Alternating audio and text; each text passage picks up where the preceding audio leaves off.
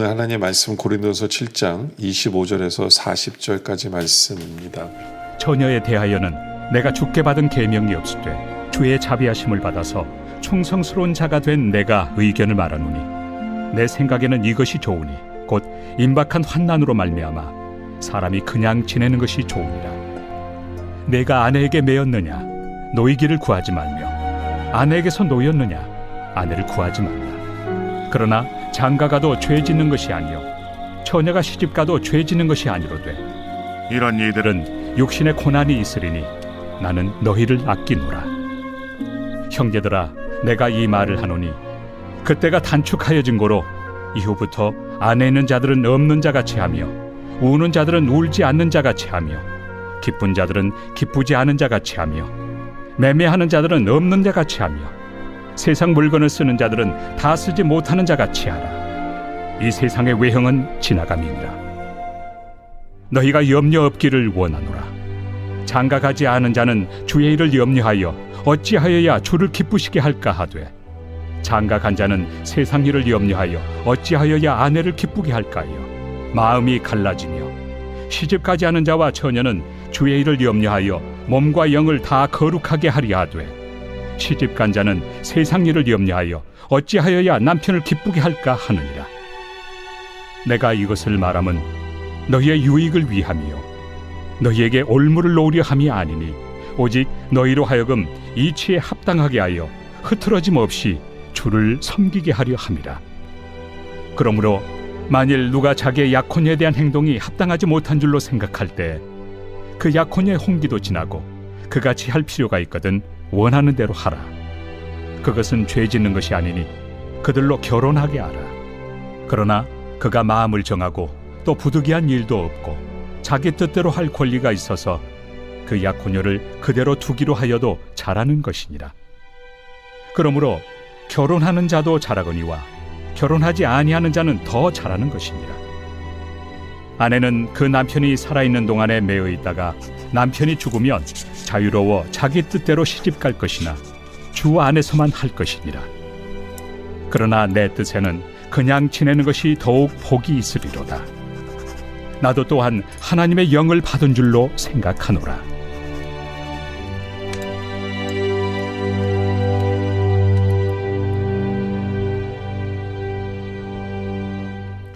사도 바울 오늘 말씀을 통해 결혼에 대한 이야기를 하고 있죠.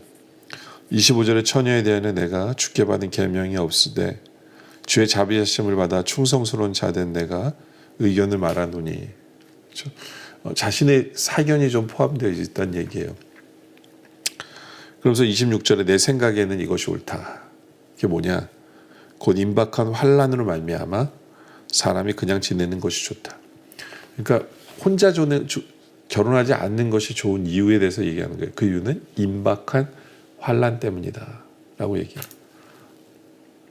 임박한 환난은 뭘까요? 임박한 환난은 이제 예수 믿는 사람이 조금 있으면 로마의 황제들에 의해서 순교하는 상황이 닥쳐요. 정말 처참한 상황이 닥칩니다. 우리가 잘 아는 대로 콜로세움에서 동물의 먹이가 되어주죠. 많은 성도들이. 그걸로 끝나는 게 아니에요. 정말 수많은 고난을 당합니다. 이 고문을 당해요. 막 손톱 빠지는 건 장난이 아니고요. 그 역사에 보면 막 스킨을 벗겨요. 산 사람의 스킨을 벗기면서 고문을 하기도 하죠. 그렇죠. 뭐 온갖 십자가를 못 박기도 하고 불에 태워 죽이기도 하고. 그런 뿐만 아니라 배교를 강요해요. 네가 예수만 믿지 않으면. 근데 어떻게든지 하려고 이제 가족을 볼모로 잡아서 네가 배교하지 않으면 이 사람 죽인다고 하는 일까지 벌어져요. 하는 일까지. 그러니까 사도 바울이 얘기하는 거예요. 정말 결혼하지 않고 혼자 있으면 나만 죽으면 돼요. 그렇잖아요. 근데 결혼을 하면 애까지 있으면 그 고통이 얼마나 더 크겠어요. 바로 그것 때문이라고 얘기하는 거예요. 그래서 27절에 내가 아내에게 매였느냐 노이기를 구하지 말며. 무슨 얘기냐면 이미 결혼했으면 이혼하진 말라는 거예요. 이혼하지 말아라. 근데 아내에게서 놓였느냐? 그러니까 사별이나 이렇게 했으면 그러면 아내를 다시 재혼하지 말아라 라고 얘기해요. 그러면서 다시 강조해요. 24절. 그러나 장가가는 것도 죄 짓는 게 아니고 처녀가 시집 가는 것도 죄 짓는 건 아니에요. 예, 오히려 하나님이 원하시는 거예요. 근데 상황이 때가 때이니만큼 사도 바울이 얘기하는 거다. 예? 아니로되 이런 이들은 육신의 고난이 있으리니 나인 너를 아끼노라. 아껴서 얘기하는 거예요. 왜냐하면 결혼함으로 말미암아 핍박당할 때 더 괴롭잖아요. 나만 죽으면 되는데 이제는 식구들이 같이 죽게 되면 얼마나 그 아픔이 괴로움이 더하겠어요. 그러면서 사도 바울이 이런 얘기를 해요. 29절 형제들아 내가 이 말을 하노니 그때가 단축하여진 고로 그 무슨 얘기냐면 핍박의 때가 조금 있으면 있을 거니까 핍박의 때가 조금 있으면 있을 거니까 이후부터 안에 있는 자들은 없는 자 같이 하며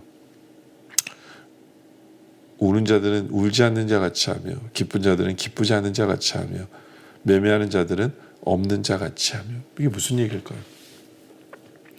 아내가 있는데 없는 자 같이 하는 게 뭐예요?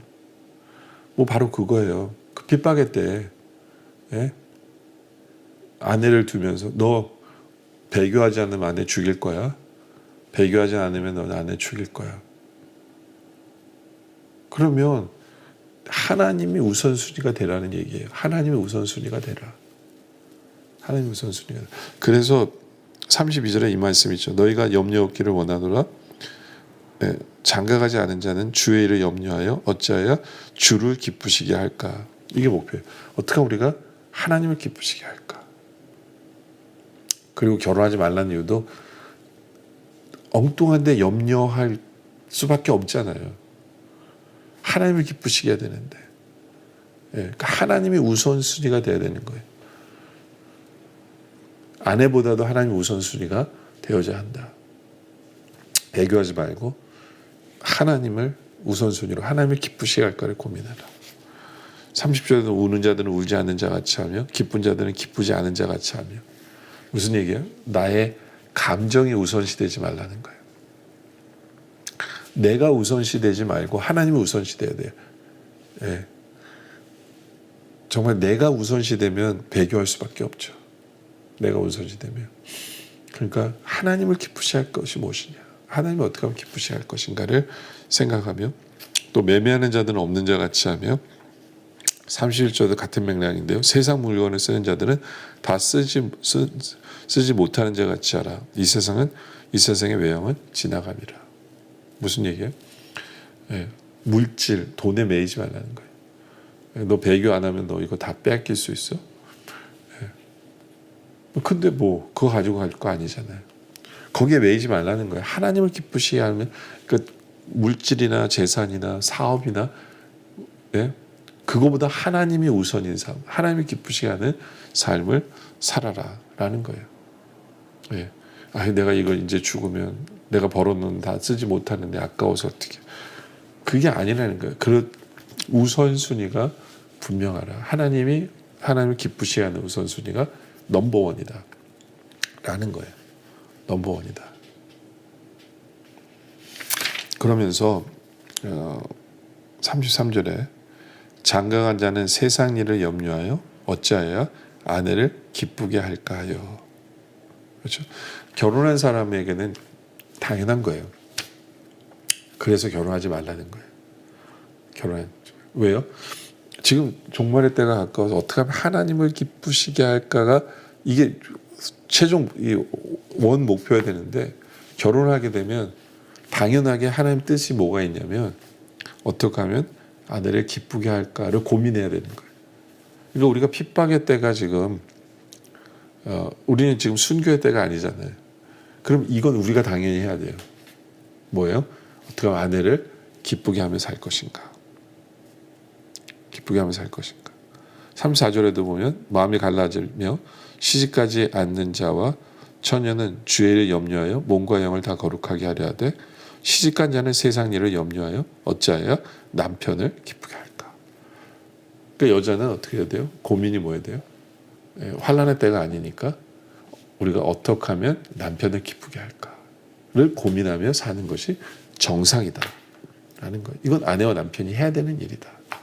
그러나 우선순위는 잊지 말아야 한다. 우선순위는 뭐예요? 첫째, 하나님을 어떻게 하면 기쁘시게 할까? 첫째. 그게 첫 번째고요. 제일 중요한 거고. 그리고 하나님을 어떻게 하면 기쁘시게 할까 안에 하나님을 기쁘게 하기 위해서 이 첫 번째를 만족시키기 위해서 우리는 하나님이 나에게 주신 짝을 어떻게 하면 기쁘시게 할까를 고민하며 사는 것. 그것이 제대로 된 결혼 생활의 우선순위다 라는 거예요. 우선순위다. 네. 그러면서 36절에 내가 이것을 말하면 너희의 유익을 위하며 너에게 올무를 놓으려 함이 아니니 오직 너희로 하여금 이치에 합당하게 하여 흐트러짐이 없이 주를 섬기게 하람이라. 그러니까 혼자 살라고 하는 이유는 우리의 이익을 위해서고 우리가 신앙이 흔들리지 않게 하기 위해서다라고 계속해서 얘기를 하는 거죠. 그렇죠? 그러면서 또 약혼에 대한 얘기도 해요. 36절에 그러므로 만약 누가 자기의 약혼녀에 대한 행동이 합당하지 못한 줄로 생각할 때 그 약혼녀의 혼기도 지나고 그같이 할 필요가 있거든. 원하는 대로 하라. 그것은 죄 짓는 것이 아니니 그들로 결혼하게 하라. 약혼을 했어요. 예. 그럼 약혼해야죠. 결혼해야죠. 그 사람을 위해서 결혼해야죠. 예. 야, 우리 환난 날이 다가왔기 때문에 약혼하면 안 된대. 그게 아니라 약혼해야 돼요. 예. 그 서로에게 상처를 줘서는 안 되죠. 그런 것 때문에. 예. 그러나 37절 그러나 그의 마음을 정하고 또 부득이한 일도 없고 자기 뜻대로 할 권리가 있어서 그 약혼녀를 그대로 두기로 하여도 잘하는 것이라.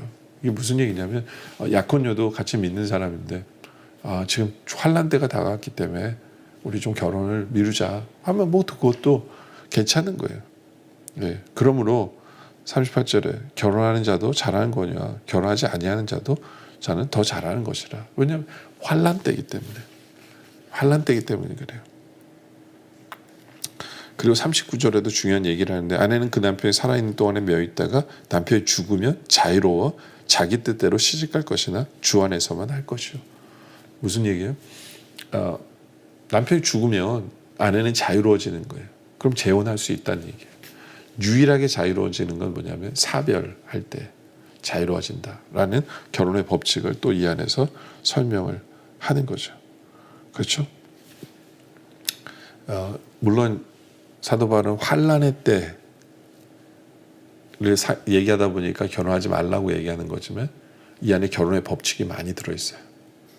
그렇죠? 결혼할 때도 우선순위는 하나님 기쁘시게 하는 거고, 그렇죠? 하나님을 기쁘시게 하기 위해서 우리는 우리 아내를 기쁘게 하고 남편을 기쁘게 하는 삶을 살아가는 것이 당연하다라는 것을 얘기하는 거죠. 그리고 사별의 이유만이 자유로워지고 재혼이 가능하다라고 말씀을 설명하고 있는 거죠. 항상 하나님을 기쁘시게 하는 우리 모두가 되어지시기를 주님의 이름으로 축원합니다. 기도드리겠습니다. 아버지 하나님, 우리에게 결혼을 허락하시며 감사합니다. 이제 우리의 가장 우선순위가 하나님을 기쁘시게 하는 것이 가장 우선순위가 되게 해주셔서 하나님이 넘버원 되게 하시고 하나님의 넘버원이기 때문에 하나님의 뜻인 아내를 기쁘게 하고 남편을 기쁘게 하는 삶을 살아가는 우리들 되게 하여 주시옵소서. 오늘 말씀을 대하는 각 가정의 결혼을 지켜주시옵소서. 거룩하게 하시고 하나님을 기쁘시게 하는 가정 되게 하시고 제대로 사랑할 줄 알게 하시고 제대로 기뻐하게 하시고 하나님을 기쁘시게 하는 가정들 되게 하여 주시옵소서. 오늘 말씀에 감사드리며 계속된 기도 속에 함께해 주시길 바라며 예수님의 이름으로 기도드립니다. 아멘.